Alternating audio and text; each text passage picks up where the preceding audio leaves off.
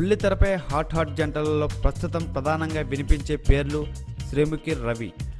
హుషారైన యాంకరింగ్తో ప్రేక్షకులను కట్టిపడేయడంలో సిద్ధహస్తులనే వీరి మధ్య సంథింగ్ ఉందంటూ ఎప్పుడు గుసగుసలు వినపడుతుంటాయి.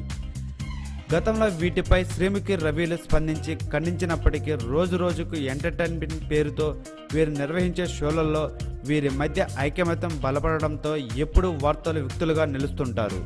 అయితే తాజాగా సోషల్ మీడియాలో అభిమానులతో ముచ్చటించేందుకు చాటింగ్లోకి వచ్చిన రవి మరోసారి శ్రీముఖితో ఎఫ్ఐఆర్ విషయంపై స్పందించాడు.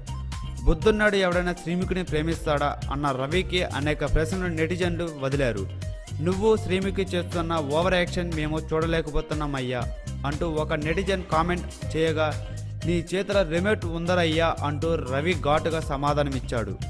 మీ కార్యక్రమంలో బూతులు ఎక్కువ ఉంటాయని ఒక నెటిజన్ విమర్శించగా, అన్ని కార్యక్రమాలు ఒకేలా ఉండవని, ఈ కార్యక్రమంలో బూతులు ఎక్కువ ఉంటాయన్న సంగతి తమకు తెలుసని అన్నాడు రవి.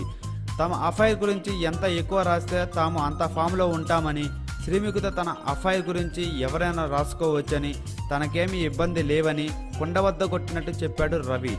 బుల్లితెరపై బిజీ యాంకర్లుగా దూసుకుపోతున్న వీరిద్దరూ ఈ ఎఫ్ఐఆర్ వార్తలకు పెద్దగా ప్రాధాన్యత ఇవ్వడం లేదని రవి చేసిన తాజా వ్యాఖ్యలతో స్పష్టమైంది. Thanks for watching. Please subscribe our channel.